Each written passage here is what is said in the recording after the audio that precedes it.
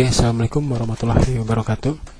Baik, di sini kita akan membahas kita akan mempelajari tentang materi gerak dua dimensi bersama saya Diki Chandra Wijaya.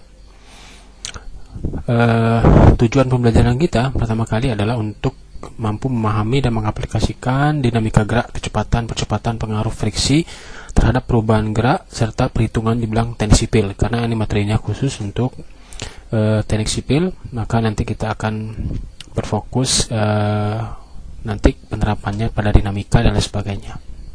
Baik, di sini ada 4 pokok bahasan yang akan kita pelajari. Yang pertama tentang posisi, kecepatan, percepatan, penyelesaian soal-soal yang terkait dengan gerak dua dimensi. Nah, di sini akan kita belajar dengan menggunakan metode HOTS Higher Order Thinking Skills, di mana nanti setiap yang saya sampaikan itu tidak serta-merta saya menyampaikan definisinya, tapi peserta didik atau mahasiswa yang akan mendefinisikan berdasarkan bahasanya sendiri.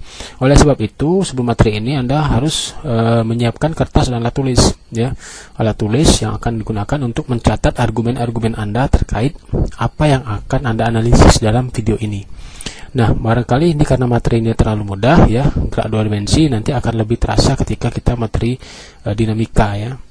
Nah, nanti di akhir pembelajaran ini ada tugas juga, penyelesaian soal-soal yang nanti akan Anda kerjakan.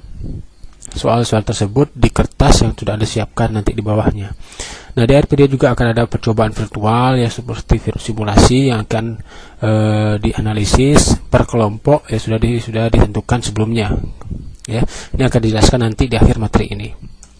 Baik, sebelumnya kita sudah melaksanakan pretest untuk menguji kemampuan awal dari mahasiswa tentang gerak dua dimensi ini. Dari hasil pretest kemarin sudah lumayan, ada beberapa orang mahasiswa yang sudah berhasil menjawab beberapa pertanyaan walaupun tidak benar semua.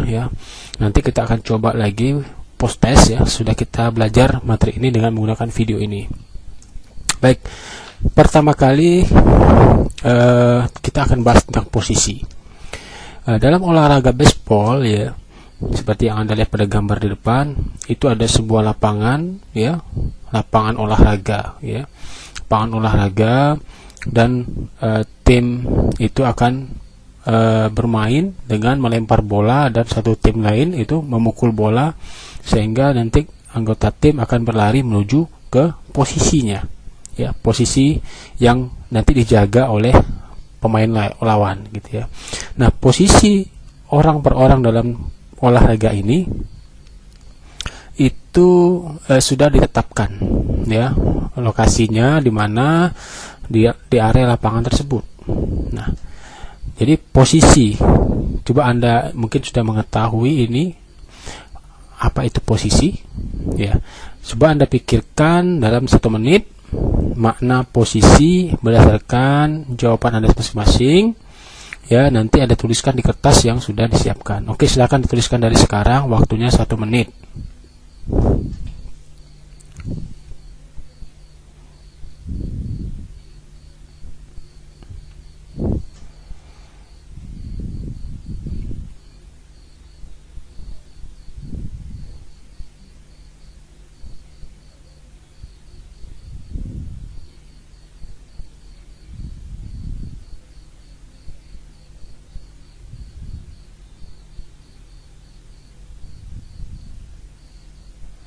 Sepuluh, 9, 8, 7, 6, 5, 4, 3, 2, 1. Oke.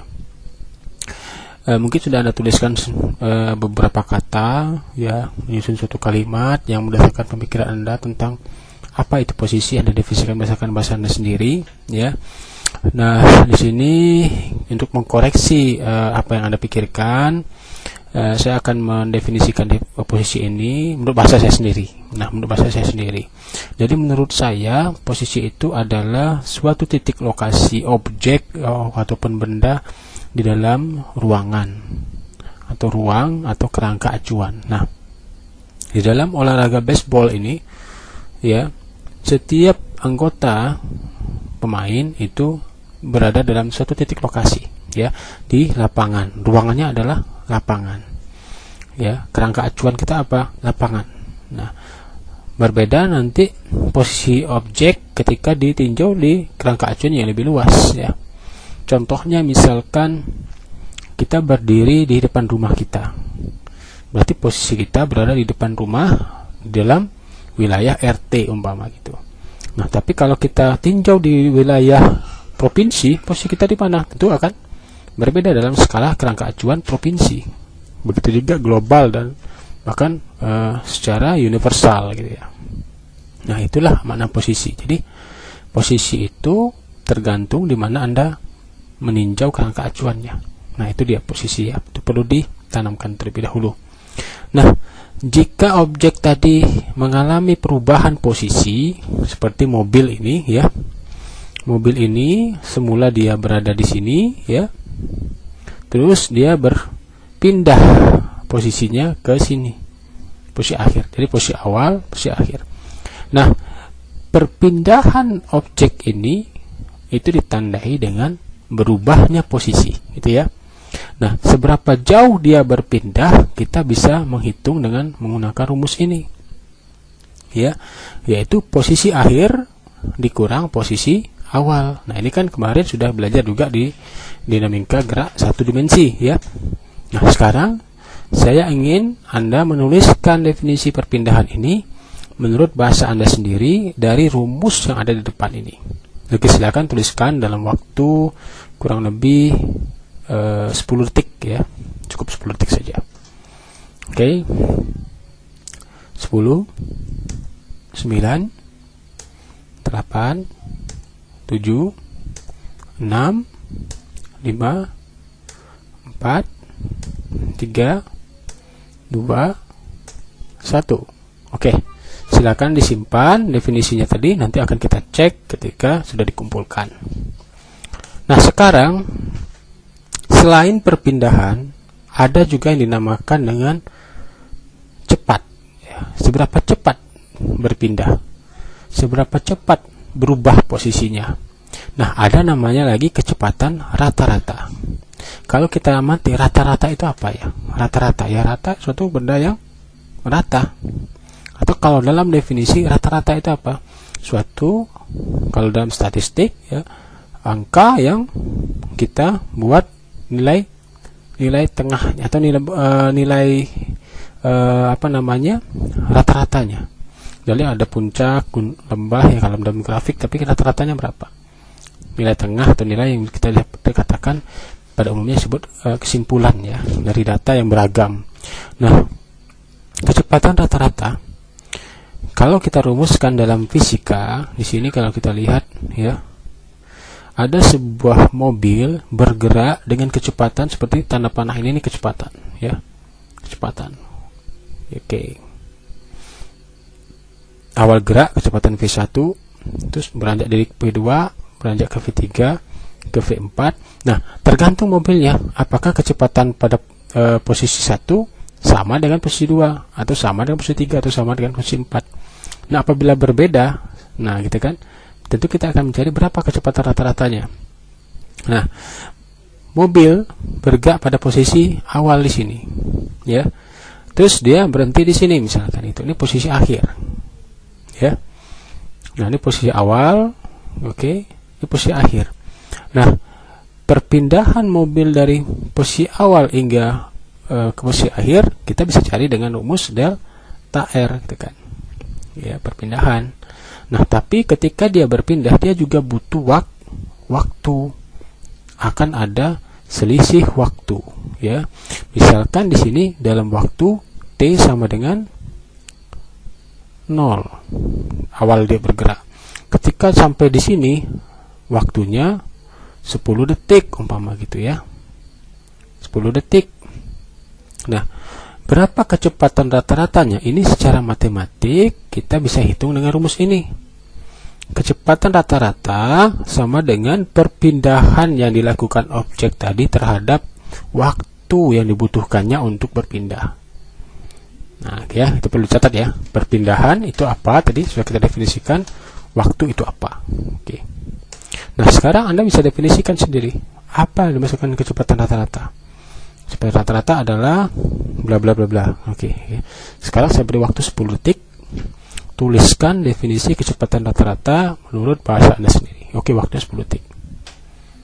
10, 9, 8, 7, 6, 5, 4, 3, 2, 1. Oke. Sudah cukup 10 detik untuk menuliskan makna kecepatan rata-rata.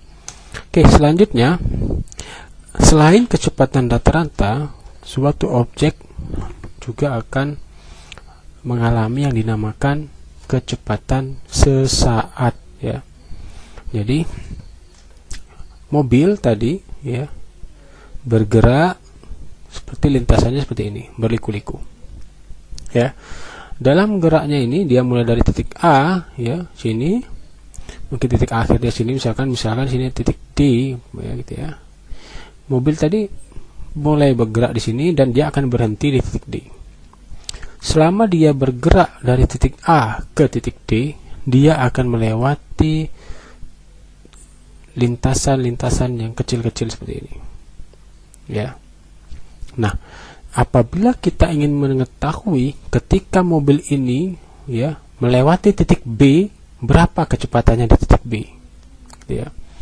Terus ketika dia melewati titik C, berapa kecepatannya di titik C. Bagaimana cara kita mencarinya? Nah, cara mencarinya adalah kita bisa menggunakan rumus ini. V sama dengan limit delta T menuju 0 dari perpindahan terhadap waktu. Di dalam kalkulus atau dalam matematika dasar, limit, ya, itu disamakan dengan diferensial. Jadi rumus limit delta T menuju 0 dari delta R per delta T ini menjadi diferensial persamaan posisi atau perpindahan terhadap waktu. Jadi diferensial R terhadap T, ya. Nah, artinya apa? Ketika mobil ini bergerak menuju D, dia akan melewati titik B, ya kan? Kalau kita ingin mencari berapa kecepatannya di titik B ini, kita cukup mengetahui berapa waktu mobil menuju titik B. Paham ya? Nanti kalau kita lihat contoh soal lebih paham. Jadi dalam geraknya mobil ini akan menghasilkan namakan dengan persamaan gerak. Ya, persamaan gerak, ya. Persamaan gerak tersebut pasti di dalam gerak dia butuh waktu. Nah, ketika kita masukkan waktu ke dalam persamaan gerak tadi, berapa waktu dia, misalkan dari sini ke sampai sini dia butuh waktu T sama dengan 2. Ketika menuju C, waktunya terjadi ketika T sama dengan 4 umpama, ya. Dan dia akhirnya sampai menuju D, ya, butuh waktu T20 umpama gitu. Nah, kita bisa mencari nilai kecepatan di titik-titik manapun, ya, berdasarkan waktu dia bergerak. Jadi berapa kecepatan di titik B, ya tinggal kita masukkan lagi ke dalam persamaan gerak dia, T sama dengan 2, ya.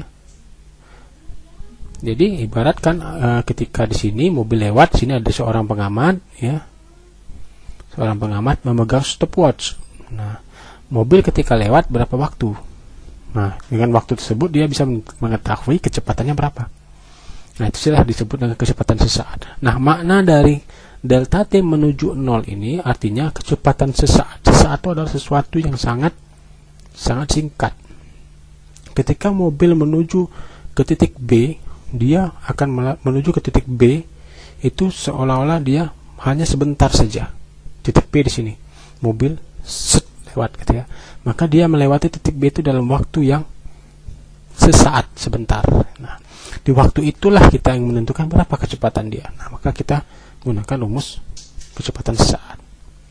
Oke, nah dari ini Anda bisa definisikan makna kecepatan sesaat. Kecepatan sesaat itu adalah ini berdasarkan definisi Anda sendiri, ya. Dari penjelasan saya tadi, silakan ditentukan kecepatan sesaat. Oke, saya kasih waktu 10 detik saja, dimulai dari sekarang. 10, 9, 8, 7, 6, 5, 4, 3, 2, 1. Oke, cukup ya. Nah, sekarang kalau kita lihat selanjutnya, sebuah sepeda melaju dari kondisi berhenti. Jadi sepeda ini dalam kondisi berhenti melaju semakin cepat sebagaimana gambar yang ada di depan. Ini seperti potongan gambar ketika sepeda ini melaju. Jadi di dalam gerak sebuah benda, selain dia mengalami perubahan posisi, ya, benda tadi juga tentu akan bisa terjadi mengalami perubahan kecepatan. Jadi tidak serta-merta posisi saja yang berpindah, tapi objek tadi kecepatan juga akan berpindah dalam selang waktu tertentu. Contoh misalkan kita bergerak naik motor, ya, dalam waktu T sama dengan 0 kita jalan, awal bergerak ya. Terus dalam T 10 sekon kecepatan motor kita berapa? T 25 sekon kecepatan motor kita berapa? Tentu tidak sama, ada perbedaan, ya.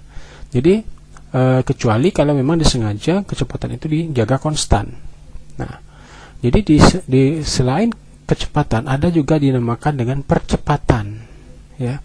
Percepatan itu percepat. Seberapa percepat itu berarti ada nilai penambahan kecepatan, ada juga namanya pengurangan kecepatan. Nah, ada terkadang dibedakan menjadi dua.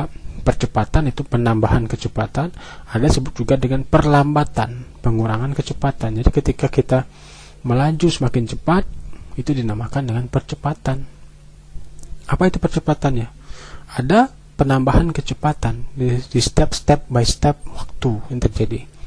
Nah, juga ada dinamakan dengan perlambatan, ada pengurangan kecepatan dalam step by step waktu yang terjadi. Ya kan, dari gambar ini kita lihat sepeda tadi, ya. Mulai-mulai kecepatannya di sini, kecepatannya V1, ya. Ketika di sini dia kecepatannya V2. Kita lihat vektornya, sini semakin besar, semakin memanjang, artinya kecepatan V2 lebih besar bandingkan V1. Sini ada kecepatan lagi V3, lebih besar lagi, dan sini ada kecepatan lagi V4. Dia mengalami percepatan. Nah, simbol secara fisikanya A, acceleration, ya, percepatan. Nah, dari gambar di bawah ini silakan Anda definisikan apa itu percepatan menurut bahasa Anda sendiri. Saya beri waktu 10 detik, ya. Saya mulai dari sekarang.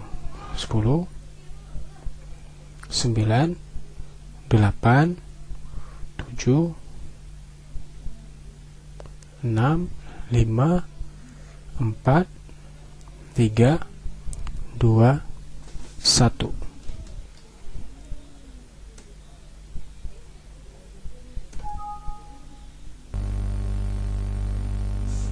Oke. Nah, sekarang kita masuk ke percepatan sesaat, ya. Tadi sudah kita definisikan makna percepatan. Nah, hampir sama percepatan sesaat dengan konsepnya dengan kecepatan sesaat.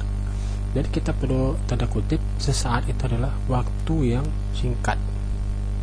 Jadi dalam geraknya objek, ya, misalkan ini titik tinjauan kita, objek bergerak, bola ini bergerak, ya. Nah, dalam waktu tertentu dia akan melewati suatu titik. Berapa percepatannya di titik situ? Misalkan pada kasus yang ini, ya, sebuah bola dipukul. Nah, dalam gerak bola ini, ya, dalam geraknya ini bola akan mengalami pertambahan kecepatan. Dari semulanya diam di sini, ya, V sama dengan 0, bolanya diam. Nah, terus dipukul, dia akan bertambah cepat, ya.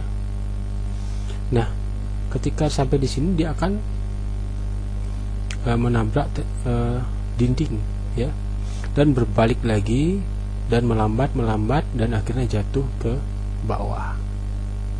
Nah, jika kita ingin memfoto, ya, kita ambil foto di sini. Berapa percepatan di sini? Terus kalau kita ingin mengambil di sini, berapa percepatan di sini? Ya. Jadi percepatan sesaat, percepatan yang kita ingin tinjau, berapa perubahan kecepatannya dalam suatu titik itu, ya, yang ingin kita ketahui, yang terjadi dalam waktu yang singkat, ya. Nah, kita bisa gunakan rumus A sama dengan limit delta T menuju 0 dari perubahan kecepatan terhadap interval waktu yang dibutuhkannya, ya. Atau secara kalkulus sama juga dengan diferensial kecepatan terhadap waktu. Nah, jadi ada hampir sama konsepnya antara kecepatan sesaat dengan percepatan sesaat, ya. Cuman perbedaannya, kalau kecepatan tadi perubahan posisi terhadap waktu, kalau percepatan itu kecepatan adalah perubahan kecepatan setiap waktu, gitu kan, dalam waktu yang singkat tentunya. Oke. Nah, sekarang Anda bisa definisikan percepatan sesaat itu berdasarkan pendapat Anda masing-masing. Saya beri waktu 10 detik, ya, dari sekarang. Misalkan tuliskan percepatan sesaat adalah ini, gitu ya. 10, 9, 8, 7, 6, 5, 4, 3, 2, 1. Oke, saya sudah cukup ya percepatan sesaat.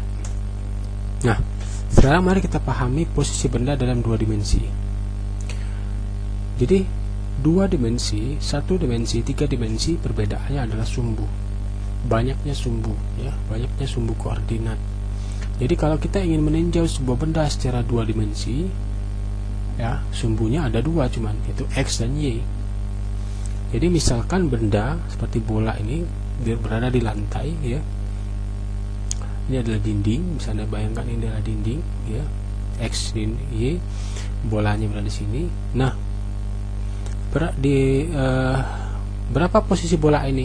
Di mana posisinya? Jadi kita bisa sampaikan dengan A, I, B, J. Di sini ada namanya I, ya. Bagaimana pada pelajaran 1 dimensi kemarin kita sudah mengenal namanya vektor posisi, ya. Kalau pada sumbu Z itu sebut juga dengan K. Nah, I, J, K ini adalah namanya vektor posisi atau vektor satuan, ya. Vektor satuan ini sudah kita pelajari kemarin, ya. Nah, jadi kalau kita ingin mengetahui posisi benda dalam bentuk 2 dimensi bola tadi sini, kita tarik garis putus-putus ke titik sumbu X, maka didapatlah nilainya A. Nilai A ini adalah konstanta 1, 2, 3, 4, 5 dan seterusnya, dan vektor posisinya I. Artinya bola tadi berada posisinya terhadap sumbu X adalah senilai A pada sumbu X. X itu ditandai dengan I, ya.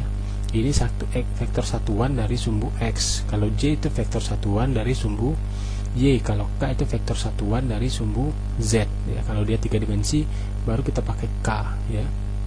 Nah, posisi bola terhadap sumbu Y berapa? B nilainya. Vektor satuannya J.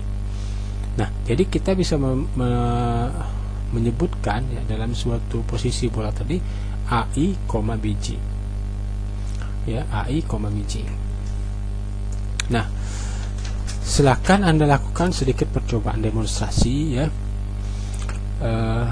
Silakan saya tuntun Anda berdiri di samping laptop atau HP Anda. Kira-kira Anda siapkan space yang lumayan, ya, untuk pergerakan. Nah, silakan Anda mundur 2 langkah. Jangan lupa langkah yang Anda lakukan besarnya harus sama, ya, konstan, ya. Silakan mundur 2 langkah. 1, 2. Oke, sudah, ya. Nah, sekarang melangkah lagi ke kiri, ya. 3 langkah ke kiri. Jika kirinya ada objek bisa ke kanan, tidak apa-apa juga, ya. Melangkah 3 langkah ke kiri atau ke kanan, ya. Silakan sesuaikan dengan kondisi ruangan Anda. Oke, dari 2 langkah tadi sudah, akan melangkah ke kiri atau ke kanan sebanyak 3 langkah dengan besar yang sama. Sudah. Nah, sekarang dari langkah terakhir posisi Anda terakhir, Anda melangkah garis lurus terhadap posisi Anda yang awal tadi, ya. Berapa langkah yang Anda butuhkan untuk kembali ke posisi awal? Nah, jadi posisi akhir dari posisi awalnya kita bergerak 2 langkah mundur, ya, terus ke kiri 3 langkah, Nah, dari sini Anda langsung berlangkah lagi ke posisi awal. Nah, berapa langkah yang Anda perlukan ke posisi awal Anda? Nah, silakan catat di kertas yang sudah Anda siapkan tadi. Oke. Nah, sekarang di dalam vektor posisi, dalam posisi suatu objek dalam ruang 2 dimensi, itu kita akan mengenal namanya vektor satuan I dan J sebagai penanda bahwa posisinya terhadap sumbunya. Jadi, misalkan objek tadi seperti ini ya, seperti bola tadi, bintangnya di sini. Jadi posisi dia terhadap sumbu X adalah XI, dengan X ini adalah nilainya ya, nilainya pada sumbu X, dan terhadap sumbu Y sebesar YJ, dengan Y adalah nilai pada sumbu Y. Nah, posisinya R itu, posisi benda atau bintang ini, itu secara matematik sama dengan posisi terhadap sumbu X ditambah posisi terhadap sumbu Y ya. Jadi R itu simbol posisinya.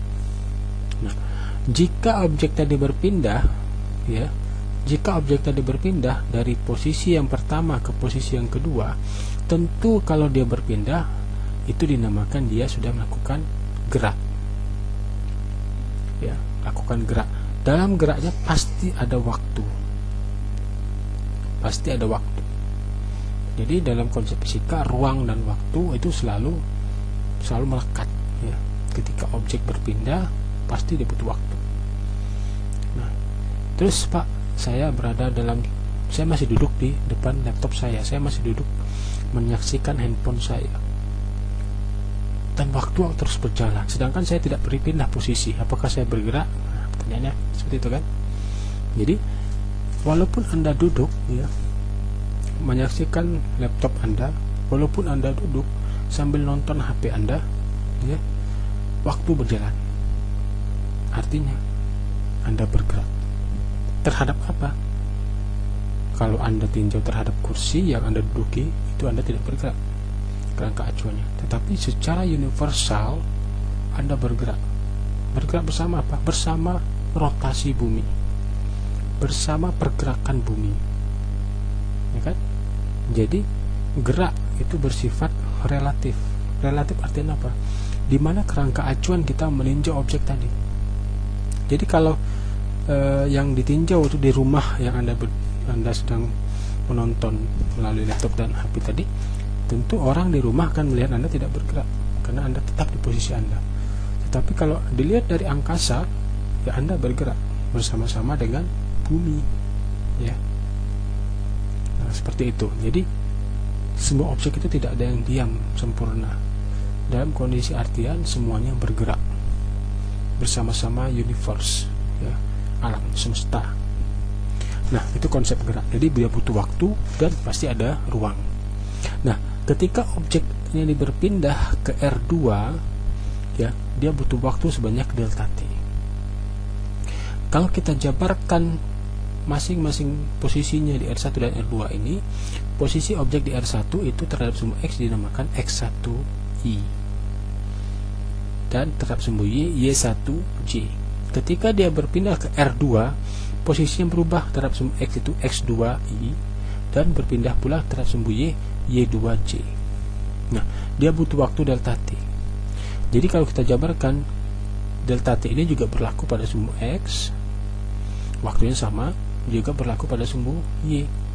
Jadi ketika dia berpindah ke sini, tentu sumbu X dan sumbu Y juga bergeser sejauh delta X, sejauh delta Y. Nah, kecepatan objek ini berpindah ke R2 itu bisa kita cari dengan cara perubahan dia terhadap sumbu X, dx per dt, kecepatannya berpindah terhadap sumbu X, dan ditambah kecepatan dia berpindah terhadap sumbu Y, dy per dt.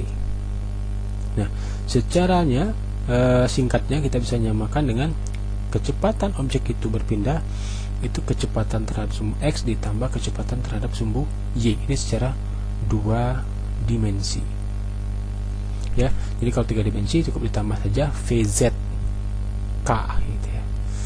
Oke. Nah, ini adalah gerak 2 dimensi. Sekarang dalam gerak ini objek itu mengalami 2 kejadian. ada yang dinamakan dengan gerak lurus beraturan. Kenapa disebut gerak lurus beraturan? Karena dalam geraknya objek tadi secara teratur kecepatannya konstan. Kecepatannya konstan, tidak ada percepatan, tidak ada perubahan kecepatan. Nah, itu GLB. Tetapi kalau GLBB itu apa? Ketika dia bergerak, dia mengalami perubahan kecepatan. Kalau ada perubahan kecepatan, artinya dia memiliki percepatan, ya kan? Ada A, acceleration. Nah, sekarang coba Anda temukan persamaan GLBB yang Anda ketahui. Atau kalau Anda belum tahu, Anda silahkan cari di referensi buku atau media internet atau lain sebagainya. Catat, ya, catat dan cari dua persamaan GLBB untuk bentuk kecepatan, persamaan GLBB untuk bentuk perpindahan. Oke ya. Nah, ini tugas saja nih, saya nggak usah kasih waktu. Silahkan cari sendiri. Oke ya. Nah, kita langsung ke contoh soal. Sebuah objek dalam suatu posisi, ya. Sebuah objek dalam suatu posisi pada saat T sama dengan 0, kecepatan awal objek pada sumbu X adalah 20 meter per detik. Dan kecepatan awal objek pada sumbu Y min 15 meter per detik. Objek tersebut bergerak pada ruang 2 dimensi. Ya. Pada komponen X, dia mengalami percepatan AX sebesar 4 meter per detik kuadrat. Pertanyaannya adalah tentukan vektor kecepatan dan besarnya. Yang kedua, kecepatan dan kelajuan pada T sama dengan 5 detik. Oke. Sekarang kita lihat analisis soalnya, ya. Di sini disebutkan bahwa objek tadi pada saat T sama dengan 0, ya, dia ada dua kecepatan yang disebut dengan kecepatan awal inisial VIX, ya. Kecepatan inisial, kecepatan awal pada sumbu X itu adalah 20 meter per detik, ya. Nah, ini juga ada kecepatan awal pada sumbu Y, ya, sebesar minus 15 meter per detik. Nah, di dalam soal ini disebutkan juga dia bergerak dalam 2 dimensi dan ada percepatan terhadap sumbu X, ya. Maka di sini ada nilai percepatan terhadap sumbu X, ya, nilainya adalah 4 meter per detik kuadrat. Nah, di sini tidak disebutkan percepatan pada sumbu Y. Nah, kalau tidak disebutkan artinya ini nilainya 0. Oke, sekarang kita cari. Kalau kita gambarkan kejadian ini, ya, seperti ini kira-kira. Jadi ada sebuah grafik, kita buat grafik, ya. Objek tadi bergerak seperti ini, ada terhadap sumbu X, ada terhadap sumbu Y. Jadi setiap geraknya dia akan memiliki dua jenis perubahan, ya. Anda bisa perhatikan di sini, ya. Di dalam geraknya dia memiliki percepatan terhadap sumbu X. Berarti kecepatan dia terhadap sumbu X semakin lama semakin besar. Tetapi dia tidak ada percepatan terhadap sumbu Y. Berarti percepatan terhadap sumbu Y dianggap konstan. Nah, gambar seperti ini. Cara mencarinya adalah dengan menggunakan rumus GLBB, ya. Salah satunya adalah rumus GLBB adalah ini, ya. Kecepatan akhir final, ya, sama dengan kecepatan awal initial ditambah percepatan dikali T. Nah, di sini kan sudah tahu nilai Vx-nya adalah tadi 20, Vxi-nya adalah 20 meter per detik. Percepatan pada sumbu X diketahui tadi 4 meter per detik. T-nya biarkan saja, maka ini adalah persamaan geraknya terhadap sumbu X. Nah, sekarang pada saat sumbu Y, ya, kecepatan akhir pada sumbu Y sama dengan kecepatan awal pada sumbu Y ditambah A kali T. Kecepatan awal pada sumbu Y min 15 meter per detik, percepatannya 0, maka hanya min 15 J, ya, jangan lupa J ini pada sumbu Y, meter per detik. Ini adalah bentuk persamaan geraknya dalam sumbu Y. Kalau kita gabung berapa kecepatan totalnya, maka Vx tambah Vy. Vx tadi ini kita pindahkan ke bawah, ya, jadi 20 tambah 4Ti, I adalah simbol vektor satuan pada sumbu X, ya, ditambah min 15J vektor satuan pada sumbu Y meter per detik. Nah, selanjutnya jika ditanya nomor 2, ya, berapa kecepatannya pada kecepatan dan kelajuan pada saat T5 sekon. Nah, kecepatan dia pada saat 5 sekon kita cukup cari, masukkan dalam persamaan yang sudah kita dapatkan tadi. Ini ada persamaan yang kita sudah dapatkan dari jawaban nomor 1 tadi. Nah, pada saat T sama dengan 5 sekon, ya tinggal masukkan, ganti nilai T yang ada di sini dengan angka 5. Nah, maka didapatlah 20 tambah 4 kali 5 I tambah min 15J. Jadi hasil 20 tambah 4 kali 5 ini adalah 40 I, jangan lupa plus minus, jadi minus 15J meter per detik. Ini adalah nilai dari kecepatan. Nah, artinya apa? Nilai kecepatan adalah besaran vektor, ya. Berarti ada besar dan ada arah. Nah, berapa arahnya? Kita bisa cari tetanya. Arsi tangen dari Vx per Vy. Vx nya adalah min 15, Vy 15, dan Vx nya adalah 40.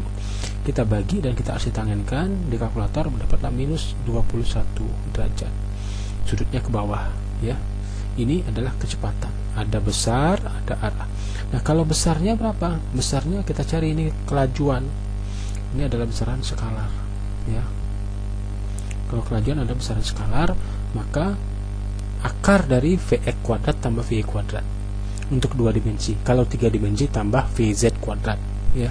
Nah, Vx nya tadi sudah didapatkan, Vx nya adalah 40 kuadrat, Vy nya adalah minus 15 kuadrat. Kita tambahkan, kita akarkan, didapatlah 43 meter per detik, ya. Nggak kuadrat lagi, ya.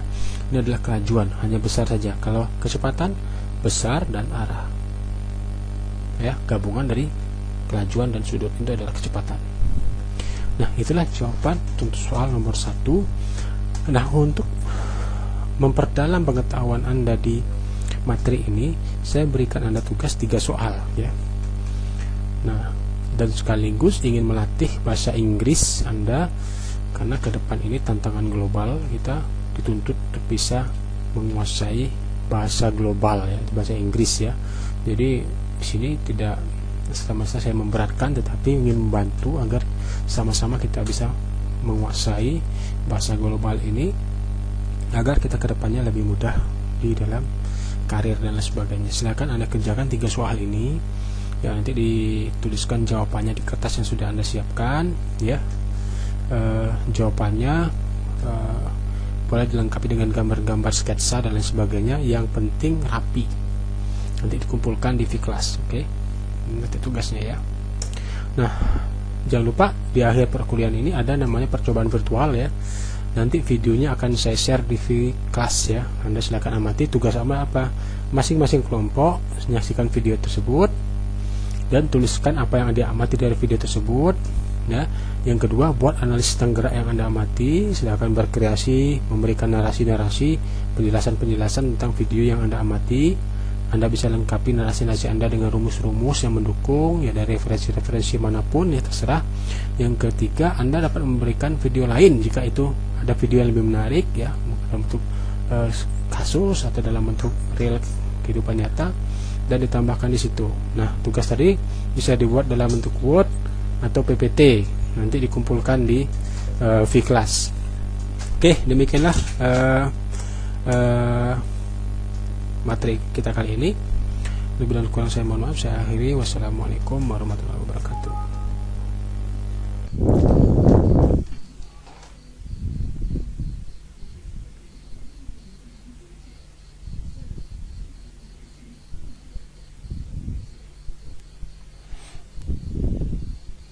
Oke, assalamualaikum warahmatullahi wabarakatuh. Baik, di sini kita akan membahas, ya, kita akan mempelajari tentang materi gerak 2 dimensi, ya, bersama saya Diki Chandra Wijaya. Tujuan pembelajaran kita pertama kali adalah untuk mampu memahami dan mengaplikasikan dinamika gerak, kecepatan, percepatan, pengaruh friksi terhadap perubahan gerak serta perhitungan di bidang teknik sipil. Karena ini materinya khusus untuk teknik sipil, maka nanti kita akan berfokus nanti penerapannya pada dinamika dan lain sebagainya. Baik, di sini ada 4 pokok bahasan yang akan kita pelajari. Yang pertama tentang posisi, ya, kecepatan, percepatan, penyelesaian soal-soal yang terkait dengan gerak 2 dimensi. Nah, di sini akan kita belajar dengan menggunakan metode HOTS ya, Higher Order Thinking Skills, di mana nanti setiap yang saya sampaikan itu tidak serta-merta saya menyampaikan definisinya, tapi peserta didik atau mahasiswa yang akan mendefinisikan berdasarkan bahasanya sendiri. Oleh sebab itu, sebelum materi ini Anda harus menyiapkan kertas dan alat tulis ya. Alat tulis yang akan digunakan untuk mencatat argumen-argumen Anda terkait apa yang akan Anda analisis dalam video ini. Nah, barangkali ini karena materi ini terlalu mudah ya, gerak dua dimensi, nanti akan lebih terasa ketika kita materi dinamika ya. Nah, nanti di akhir pembelajaran ini ada tugas juga ya, penyelesaian soal-soal yang nanti akan Anda kerjakan. Soal-soal tersebut di kertas yang sudah Anda siapkan nanti di bawahnya. Nah, di akhir video juga akan ada percobaan virtual ya, seperti virus simulasi yang akan dianalisis per kelompok ya, sudah ditentukan sebelumnya ya. Ini akan dijelaskan nanti di akhir materi ini. Baik, sebelumnya kita sudah melaksanakan pretest ya untuk menguji kemampuan awal dari mahasiswa tentang gerak dua dimensi ini. Dari hasil pretest kemarin ya sudah lumayan ya, ada beberapa orang mahasiswa yang sudah berhasil menjawab beberapa pertanyaan walaupun tidak benar semua ya. Nanti kita akan coba lagi post test ya, sudah kita belajar materi ini dengan menggunakan video ini. Baik, pertama kali kita akan bahas tentang posisi.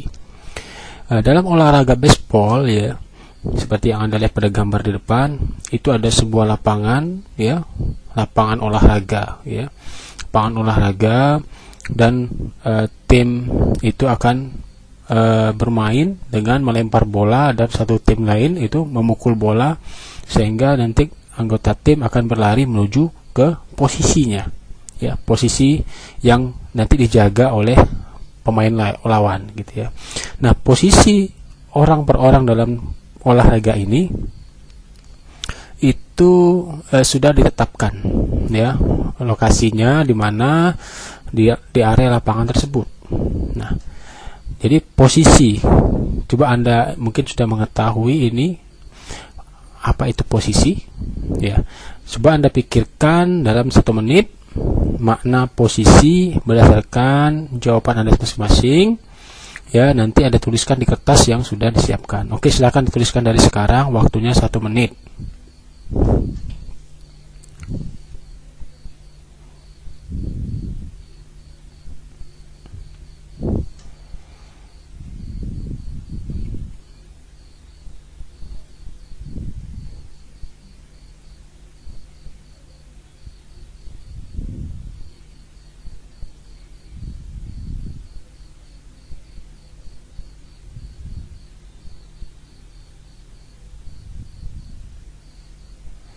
Sepuluh, 9, 8, 7, 6, 5, 4, 3, 2, 1. Oke. Mungkin sudah Anda tuliskan beberapa kata ya, menyusun suatu kalimat yang berdasarkan pemikiran Anda tentang apa itu posisi. Anda definisikan berdasarkan bahasa Anda sendiri ya. Nah, di sini untuk mengkoreksi apa yang Anda pikirkan, saya akan mendefinisikan posisi ini menurut bahasa saya sendiri. Nah, menurut bahasa saya sendiri. Jadi menurut saya posisi itu adalah suatu titik lokasi objek ataupun benda di dalam ruangan atau ruang atau kerangka acuan. Nah, di dalam olahraga baseball ini ya, setiap anggota pemain itu berada dalam suatu titik lokasi ya, di lapangan. Ruangannya adalah lapangan ya, kerangka acuan kita apa? Lapangan. Nah, berbeda nanti posisi objek ketika ditinjau di kerangka acuan yang lebih luas ya. Contohnya misalkan kita berdiri di depan rumah kita, berarti posisi kita berada di depan rumah di dalam wilayah RT umpama gitu. Nah, tapi kalau kita tinjau di wilayah provinsi, posisi kita di mana? Tentu akan berbeda dalam skala kerangka acuan provinsi. Begitu juga global dan bahkan secara universal gitu ya. Nah, itulah makna posisi. Jadi posisi itu tergantung di mana Anda meninjau kerangka acuannya. Nah, itu dia posisi ya. Itu perlu ditanamkan terlebih dahulu. Nah, jika objek tadi mengalami perubahan posisi seperti mobil ini ya. Mobil ini semula dia berada di sini ya. Terus dia berpindah posisinya ke sini. Posisi akhir. Jadi posisi awal, posisi akhir. Nah, perpindahan objek ini itu ditandai dengan berubahnya posisi, gitu ya. Nah, seberapa jauh dia berpindah kita bisa menghitung dengan menggunakan rumus ini. Ya, yaitu posisi akhir dikurang posisi awal. Nah, ini kan kemarin sudah belajar juga di dinamika gerak satu dimensi, ya. Nah, sekarang saya ingin Anda menuliskan definisi perpindahan ini menurut bahasa Anda sendiri dari rumus yang ada di depan ini. Oke, silakan tuliskan dalam waktu kurang lebih 10 detik ya. Cukup 10 detik saja. Oke. 10 9 8 7 6 5 4 3 2 1. Oke. Silakan disimpan definisinya tadi, nanti akan kita cek ketika sudah dikumpulkan. Nah, sekarang selain perpindahan, ada juga yang dinamakan dengan cepat. Ya, seberapa cepat berpindah, seberapa cepat berubah posisinya. Nah, ada namanya lagi kecepatan rata-rata. Kalau kita amati rata-rata itu apa ya? Rata-rata ya, rata suatu benda yang rata. Atau kalau dalam definisi rata-rata itu apa? Suatu, kalau dalam statistik ya, angka yang kita buat nilai tengahnya atau nilai rata-ratanya. Jadi ada puncak, lembah ya kalau dalam grafik, tapi rata-ratanya berapa? Nilai tengah atau nilai yang kita katakan pada umumnya disebut kesimpulan ya dari data yang beragam. Nah, kecepatan rata-rata kalau kita rumuskan dalam fisika, di sini kalau kita lihat ya, ada sebuah mobil bergerak dengan kecepatan seperti tanda panah ini kecepatan ya. Kecepatan. Oke. Awal gerak kecepatan V1, terus beranjak dari V2, beranjak ke V3, ke V4. Nah, tergantung mobilnya, apakah kecepatan pada posisi 1 sama dengan posisi 2, atau sama dengan posisi 3, atau sama dengan posisi 4. Nah, apabila berbeda, nah gitu kan, tentu kita akan mencari berapa kecepatan rata-ratanya. Nah, mobil bergerak pada posisi awal di sini, ya. Terus dia berhenti di sini misalkan itu. Ini posisi akhir, ya. Nah, ini posisi awal, oke. Ini posisi akhir. Nah, perpindahan mobil dari posisi awal hingga ke posisi akhir kita bisa cari dengan rumus delta R, gitu kan. Ya, perpindahan.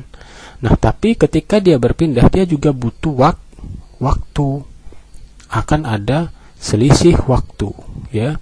Misalkan di sini dalam waktu T sama dengan 0. Awal dia bergerak. Ketika sampai di sini waktunya 10 detik umpama gitu ya. 10 detik.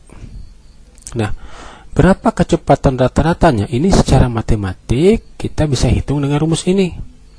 Kecepatan rata-rata sama dengan perpindahan yang dilakukan objek tadi terhadap waktu yang dibutuhkannya untuk berpindah.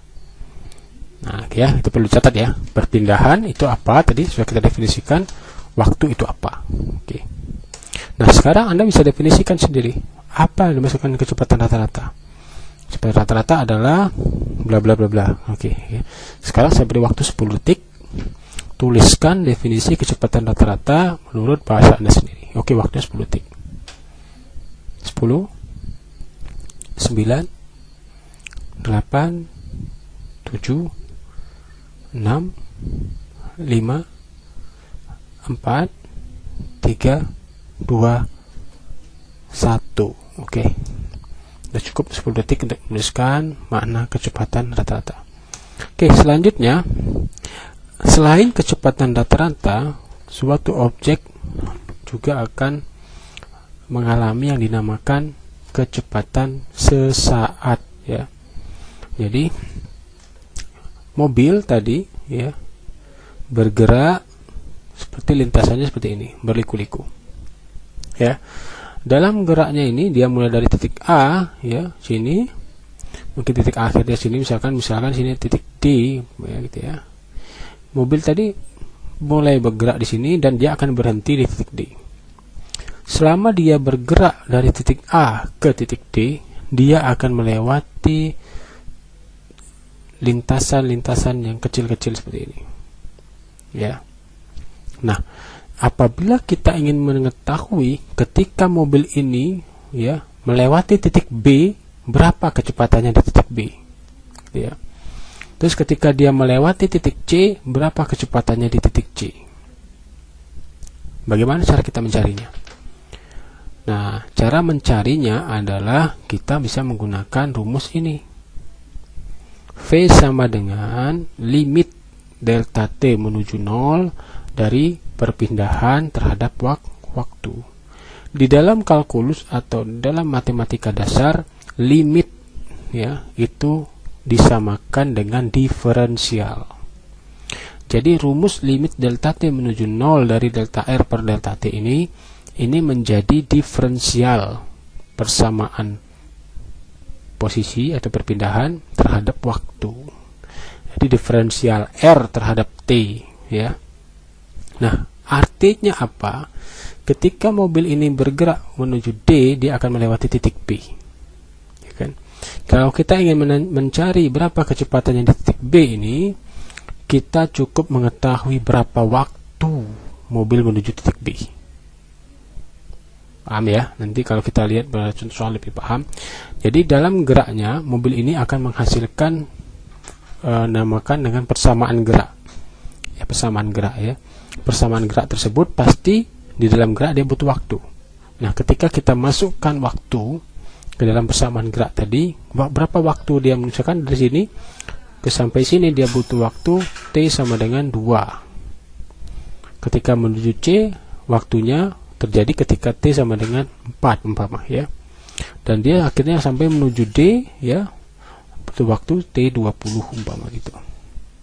Nah, kita bisa mencari nilai kecepatan di titik-titik manapun ya berdasarkan waktu dia bergerak. Jadi, berapa kecepatan di titik B? Ya tinggal kita masukkan lagi ke dalam persamaan gerak dia. T sama dengan 2 ya. Jadi ibaratkan ketika di sini mobil lewat, sini ada seorang pengamat ya. Seorang pengamat memegang stopwatch. Nah, mobil ketika lewat berapa waktu? Nah, dengan waktu tersebut dia bisa mengetahui kecepatannya berapa. Nah, itu sudah disebut dengan kecepatan sesaat. Nah, makna dari delta T menuju 0 ini artinya kecepatan sesaat. Sesaat itu adalah sesuatu yang sangat singkat. Ketika mobil menuju ke titik B, dia akan menuju ke titik B itu seolah-olah dia hanya sebentar saja. Titik B di sini, mobil lewat gitu ya. Maka dia melewati titik B itu dalam waktu yang sesaat, sebentar. Nah, di waktu itulah kita yang menentukan berapa kecepatan dia. Nah, maka kita gunakan rumus kecepatan sesaat. Oke, nah dari ini Anda bisa definisikan makna kecepatan sesaat. Kecepatan sesaat itu adalah ini berdasarkan definisinya sendiri ya. Dari penjelasan saya tadi silakan ditentukan kecepatan sesaat. Oke, saya kasih waktu 10 detik saja dimulai dari sekarang. 10 9 8 7 6 5 4 3 2 1. Oke. Cukup ya. Nah, sekarang kalau kita lihat selanjutnya, sebuah sepeda melaju dari kondisi berhenti. Jadi sepeda ini dalam kondisi berhenti melaju semakin cepat sebagaimana gambar yang ada di depan. Ini seperti potongan gambar ketika sepeda ini melaju. Jadi di dalam gerak sebuah benda, selain dia mengalami perubahan posisi ya, benda tadi juga tentu akan bisa terjadi mengalami perubahan kecepatan. Jadi tidak serta-merta posisi saja yang berpindah, tapi objek tadi kecepatan juga akan berpindah dalam selang waktu tertentu. Contoh misalkan kita bergerak naik motor ya, dalam waktu T sama dengan 0 kita jalan, awal bergerak ya. Terus dalam T 10 sekon kecepatan motor kita berapa? T 25 sekon kecepatan motor kita berapa?